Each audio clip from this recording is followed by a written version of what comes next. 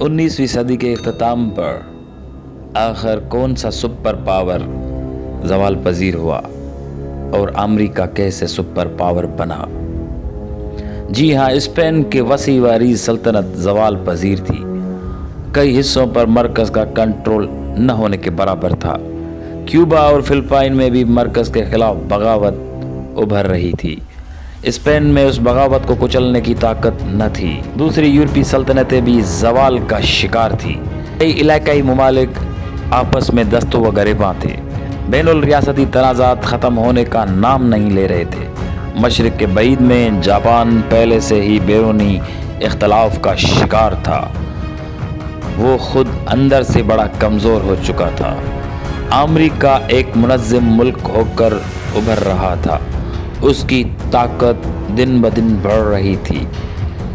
यही दरअसल new world order का पहला बाकायदा आगाज़ था, जिसका फैलाव पैसिफिक और यूरोप की जानिब था। अमेरिका की नज़रें नौ आबादियाती निज़ाम कायम करने वाले यूरोपीय ममालिक पर जमी हुई थी। अमेरिकी अवाम जंगों के हक में थे। क्यूबा पर भी बेरहमाना फौजकशी पर उन्होंने बगलें बजाईं। अमेरिका जंग स्पेन के बाद आलमी लीडर बन गया। फिलिपाइन और गवाम के चंद जज़ायर पर कब्जे करने के बाद अमेरिका की तोसी पसंदाना अज़ाइम खुलकर सामने आ गए। अमेरिका को जापान तक पहुंचने का एक रास्ता मिल गया। कुछ माहिरीन कहते हैं कि जंग अजीम दोम ने खाना जंगी से तबाह हाल अमेरिका को सुपर पावर बना दिया। अगर हाल ही में एक तहकीक मंजर आम पर आई है, जिसके मुताबिक अमेरिका जंग अजीम अव्वल की मदद से सुपर ताकत बना। 5 माह जारी रहने वाली अमेरिका स्पेन जंग ज़वाल पजीर यूरोपीय ताकत स्पेन और उभरती हुई ताकत अमेरिका के माबैन एक खून रेज़ तसादम था, जिसमें स्पेन की तबाही से आलमी मंजरनामा बदल गया और अमेरिका कई हज़ार मील तक अपना तसल्लुत कायम करने में कामयाब हो गया। 15 फरवरी को अमेरिका का बहरी जहाज़ मैन गहरे पानी में डूब गया। जहाज़ पर सवार 266 फौजी लुकमाए अजल बन गए। हवाना में मुकर्रर अमरीकी सफ़ीर ने चलती पर तेल का काम किया। उन्होंने जंगी जहाज़ की तबाही का जिम्मेदार स्पेन को ठहराते हुए कहा, मैन ज़ेर ज़मीन स्पेन की बारूदी सुरंग फटने से तबाह हुआ है। अमरीकी सफ़ीर ने दुनिया की आंखों में धूल झोंकी। जहाज़ पर असला लदा हुआ था। एक बम फटने से जहाज़ तबाही से दो चार हुआ, मगर सफ़ीर के बयान ने आग को मज़ीद भड़का दिया। वाशिंगटन और मैड्रिड में जारी सर जंग असल जंग में बदलने लगी। जंग होगी, अमरीकी अवाम ने भी फैसला सुना दिया। 19 अप्रैल 1898 को अमरीकी साबिक सदर मैकल ने क्यूबा में फौज कशी की इजाज़त मांग ली। वो जंग पर आमादा थे। गोला बारूद आजमाने के लिए पहले से ही कांग्रेस से इजाज़त के तलबगार थे, जो उन्हें सफ़ीर के बयान के बाद फ़ौरन ही मिल गई। 23 अप्रैल को अमरीकी बहरिया ने नाकाबंदी शुरू कर दी। 2 दिन में स्पेन और क्यूबा का मुहासरा मुकम्मल हो गया। क्यूबा में स्पेन के 1.5 लाख ज़मीनी दस्ते और 80 लाख मकामी मलेशिया के जवान तैनात थे। इतनी बड़ी तादाद में फौजी दस्ते किसी भी जंग का पासा पलट सकते हैं, मगर स्पेन की फ़ौज को अच्छी तरबियत मिली न जदीद असला। क्यूबा और फिलिपाइन में मौजूद स्पेनिश दस्ते भी काबिल ज़िक्र अस्करी साज व सामान से महरूम और रवायती जंग लड़ने के काबिल न थे। दूसरी तरफ अमेरिका भी तैयार न था। बड़ी जंग के तजर्बे से महरूम अमेरिकी फ़ौज 28,747 अफसरों और लाखों जवानों पर मुश्तमिल थी।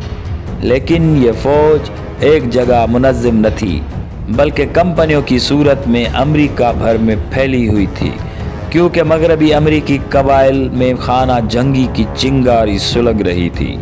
ऐलान जंग के फ़ौरन बाद 23 अप्रैल को फ़ौजी दस्ते तमाम रियासतों से वापस बुला लिए गए। अलबत्ता अमरीकी बहरिया बेहतरीन हालत में थी। کسی بھی سمندر کا محاصرہ کرنے کی صلاحیت شک و شبے سے بالاتر تھی۔ اسپین کے نزدیک یہ اعلان جنگ تھا۔ امریکہ نے بھی 1 مئی کو خلیج منیلا میں طبل جنگ بجا دیا۔ جنگ خلیج منیلا کا آغاز ہو گیا۔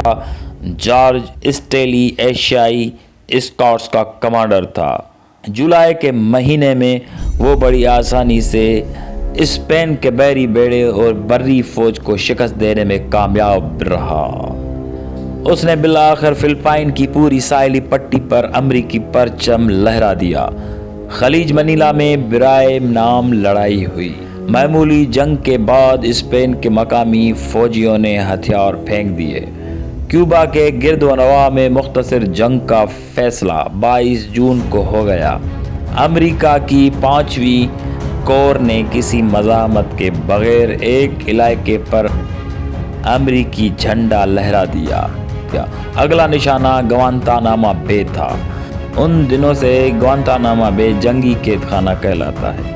امریکی بحریہ اسی روز پیٹرو کے ایک جزیرے پر بھی قابض ہو گئی۔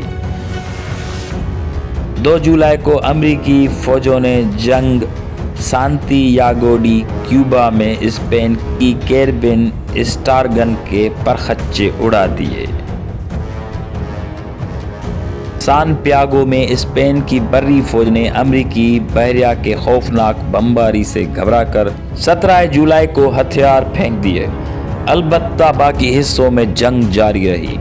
اسپین چاروں اطراف سے امریکی بحریہ کے گھیرے میں تھا۔ غیر ملکی فوج پہنچنے کی مہم سے امید بھی ختم ہو چکی تھی۔ چنانچہ 18 جولائی کو مرکزی حکومت نے بھی امن اور مذاکرات کی خاطر گھٹنے ٹیک دیے۔ 12 اگست کو جنگ بندی ہو گئی۔ امریکہ 3 ممالک پر قبضہ کر چکا تھا۔ وہ 1903 تک کیوبا پر قابض رہا۔ اگرچہ کیوبا کو امریکہ نے آزادی تو دے دی، لیکن داخلی معاملات میں امریکی مداخلت برقرار رہی۔ فلپائن اور گوام پر بھی قبضے سے امریکہ جاپان کے ہمسائے میں پہنچ گیا۔